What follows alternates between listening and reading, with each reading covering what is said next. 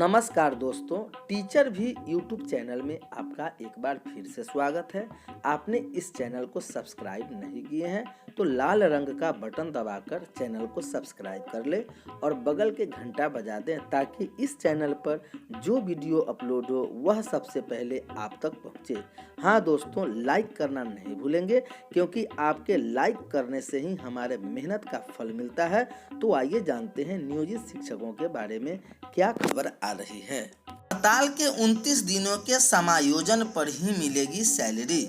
हड़ताल पर रहे शिक्षकों को हड़ताल के 29 दिनों का समायोजन अगली छुट्टी से करना पड़ेगा।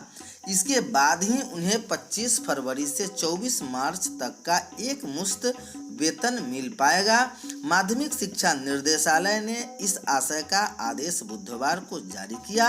माध्यमिक शिक्षा निर्देशक गिरवर दयाल सिंह की तरफ से जारी आदेश पत्र में कहा गया कि 1 से 10 जून की गर्मी छुट्टी के 10 दिन का समायोजन करना होगा। इन दिनों में शिक्षकों को काम करना नहीं होगा।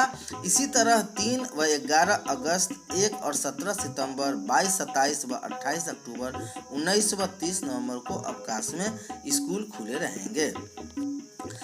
90,000 शिक्षकों को नियोजन का नया शेड्यूल इसी सप्ताह में। विधानसभा चुनाव के पूर्व राज्य सरकार 19,000 से अधिक प्राथमिक शिक्षकों की नियोजन प्रक्रिया को पूरा कर लेंगे। इस क्रम में बुधवार को शिक्षा विभाग ने नियोजन को लेकर विधि विभाग को भेजा गया प्रस्ताव वापस लिया जाएगा। प्राथमिक शिक्षा निर्देशक डॉक्टर रंजीत सिंह ने बताया कि छठे चरण के इस नियोजन प्रक्रिया का नया शेड्यूल इसी सप्ताह में जारी किया दिया जाएगा। इसमें 18 महीने का डीएलएड करने वालों को आवेदन के लिए 30 दिनों का समय दिया जाएगा। राज्य सरकार की कोशिश है कि अगस्त तक नियोजन प्रक्रिया हर हाल में पूरी कर ली जाएगी। प्राथमिक शिक्षा निर्देशक डॉक्टर रंजीत सिंह ने कहा कि नियोजन के संबंध में विधि विभाग के मार्गदर्शन मांगने का प्रस्ताव वापस लेने का निर्णय लिया गया है। इसके लिए विधि विभाग को पत्र लिखा गया है।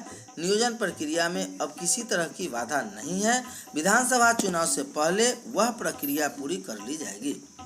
दरअसल नियोजन शेड्यूल में 3 बार संशोधन हो चुका है। अंतिम बार शेड्यूल बदलने के बाद इस प्रक्रिया को मार्च 2020 तक पूरा हो जाना था, लेकिन शेड्यूल के अनुसार नियोजन प्रक्रिया 80% से अधिक पूरी हो चुकी थी। यहां तक कि मेगा सूची का भी प्रकाशन भी हो चुका था। पटना हाई कोर्ट के आदेश के बाद रुक गई थी प्रक्रिया। पटना हाई कोर्ट के 18 महीने का डीएलएड करने वाले को शिक्षक नियोजन के लिए पात्र माना था और उन्हें नियोजन प्रक्रिया में शामिल करने का आदेश दिया था। इस आदेश को स्वीकार करते हुए एनसीटीई ने 23 मई को शिक्षा विभाग को पत्र लिखकर शिक्षक नियोजन प्रक्रिया में 18 महीने का डीएलएड करने को भी शामिल करने की अनुमति दी। इसके बाद यह नियोजन प्रक्रिया अब शुरू होगी। इसमें नए सिरे से आवेदन नहीं मांगे जाएंगे। सिर्फ पटना हाई कोर्ट के आदेश के मुताबिक 18 महीने के डीएलएड धारकों को आवेदन के लिए 30 दिनों का मौका मिलेगा। 5 जुलाई 2019 को शुरू हुई थी यह नियोजन प्रक्रिया। छठे चरण के नियोजन के लिए आवेदन की प्रक्रिया 5 जुलाई 2019 को शुरू हुई थी, लेकिन बाद में यह प्रक्रिया में विलंब होने लगी, जैसे कि बाढ़ व अन्य कारणों से आवेदन की अंतिम तिथि बढ़ा दी गई। 11 नवंबर 2019 कर दी गई थी। संशोधन शेड्यूल के अनुसार 21 मई 2020 तक नियोजन पत्र दे दिए गए थे, लेकिन पटना हाई कोर्ट के आदेश के बाद फिर इसकी प्रक्रिया रुक गई। अब एनसीटीई की अनुमति के बाद फिर यह नियोजन प्रक्रिया शुरू होगी। हड़ताल में 29 दिन सामंजन के लिए निर्देशक गिरवर दयाल सिंह की तरफ से जारी आदेश पत्र में कहा गया कि 1 जून से 10 जून के गर्मी की छुट्टी के 10 दिन बाद समायोजन किया जाएगा। इन दिनों शिक्षकों को काम करना होगा। इसी तरह 3 व 11 अगस्त और 17 सितंबर, 22, 27 व 28 अक्टूबर, 19 व 30 सितंबर के अवकाश को स्कूल खोलने हुए 9 दिन का समायोजन करना है। साथ ही माध्यमिक शिक्षकों के 3 दिवसों के निरीक्षण अवकाश को भी समायोजन किया जाना है। शेष 7 दिनों का समायोजन 5 व 26 जुलाई, 9 व 23 अगस्त, 13, 20 और 27 सितंबर को रविवार अवकाश को विद्यालय संचालन करते हुए करने का निर्देश दिया गया है। इसके अलावा ऐसे शिक्षक जिनकी हड़ताल की अवधि 29 दिन से कम होगी, उनके संबंध में रविवार अवकाश का समायोजन समानुपाती रूप से किया जाएगा। उल्लेखनीय है कि माध्यमिक शिक्षा निर्देशालय ने यह सामंजन आदेश शिक्षा संगठन के विभागीय शीर्ष अफसरों के बीच हुई सहमति के संदर्भ में निकाला है।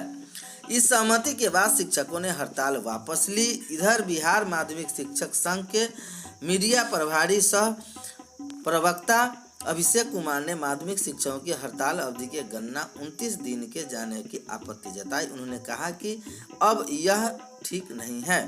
वैकल्पिक शैक्षणिक कैलेंडर HRD ने 11वीं और 12वीं के छात्रों के लिए वैकल्पिक शैक्षणिक कैलेंडर जारी किया, जो कोरोना के कारण उत्पन्न परिस्थिति में उन्हें घर से पठन पाठन जारी रखने में मदद करेगा। केंद्रीय मंत्री रमेश पोखरियाल निशंक ने कहा कि यह वैकल्पिक शैक्षणिक कैलेंडर ऑनलाइन शिक्षण संसाधनों का उपयोग करने में मदद मिलेगा। 90,000 शिक्षकों के लेकिन 18 महीने के DLED को लेकर पटना हाई कोर्ट के आए फैसले के बाद यह प्रक्रिया रोक दी गई थी। हालांकि पूर्व के शेड्यूल के अनुसार नियोजन प्रक्रिया 80% से अधिक पूरी हो चुकी है।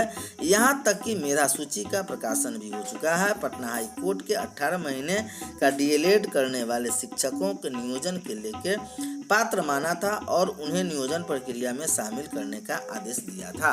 इसके बाद शिक्षा विभाग ने विधि विभाग के इस पर मार्गदर्शन मांगा था। इस बीच NCTE ने हाईकोर्ट का आदेश स्वीकार करते हुए 23 मई को शिक्षा विभाग को पत्र लिखकर शिक्षक नियोजन प्रक्रिया में 18 महीने का DLED करने को शामिल करने की अनुमति दी, जिसके मद्देनजर शिक्षा विभाग के विधि विभाग के मार्गदर्शन मांगने पर प्रस्ताव वापस लेने और नियोजन प्रक्रिया शुरू करने का फैसला लिया। इससे नए सिरे से आवेदन नहीं मांगे जाएंगे। सिर्फ 18 महीने का DLED धारकों को इसमें आवेदन करने का मौका मिलेगा। जुलाई में खुलेंगे सरकारी स्कूल व कोचिंग संस्थान। अगले माह एडमिशन की प्रक्रिया होगी शुरू। माध्यमिक शिक्षा निर्देशक ने राय सुमारी को सभी DEO को दिए निर्देश। जमुई से प्रदेश के सरकारी और मान्यता प्राप्त स्कूल खोल दिए जाएंगे, साथ ही कोचिंग संस्थान भी खोल दिए जाएंगे। शिक्षा विभाग ने इसका खाका तैयार कर लिया है। केंद्रीय गाइडलाइन के मुताबिक प्रदेश भर में स्कूली शिक्षा विभाग को और प्रबंधन समितियों की राय मशवरा के बाद इसकी तिथि तय की जाएगी। आधिकारिक जानकारी के मुताबिक माध्यमिक शिक्षा निर्देशक गिरवर दयाल सिंह ने जुलाई में स्कूल, कोचिंग और अन्य शैक्षिक संस्थान खोलने के लिए केंद्र सरकार को दिशा निर्देश के मुताबिक राय मशवरा करने के लिए जिला शिक्षा पदाधिकारी को लिखा है। सुझाव विद्यार्थी, अभिभावक, शिक्षक संस्थान, विद्यालय प्रबंधन समितियों से 6 जून को लिए जाएंगे। मानव संसाधन विकास मंत्रालय के निर्देशक मिलने के बाद अंतिम रूप में निजी और सरकारी स्कूल खोलने का निर्णय लिया जाएगा। उम्मीद है कि जुलाई में एडमिशन की प्रक्रिया शुरू हो जाएगी। सामान्य से लेकर प्रवासी मजदूरों के बच्चों की एडमिशन की प्रक्रिया शुरू कर ली जाएगी। स्कूल में 3 दिवसों के निरीक्षण के अवकाश को समायोजन किया जाएगा। BPSC 65वीं PT परीक्षा परिणाम की चुनौती देने वाली याचिका खारिज कर दी गई है। पटना हाई कोर्ट ने बिहार लोक सेवा आयोग द्वारा संचालित हुई 65वीं संयुक्त प्रवेश प्रतियोगिता प्रारंभिक परीक्षा के परिणाम को चुनौती देने वाली याचिका खारिज कर दिया। न्यायमूर्ति चक्रधारी शरण सिंह की एकल पीठ ने निकेश कुमार सांवरी समेत 10 अभ्यर्थियों की ओर से दायर रिट याचिका पर वीडियो कॉन्फ्रेंसिंग के जरिए सुनवाई करने के बाद उक्त याचिका को खारिज कर दिया।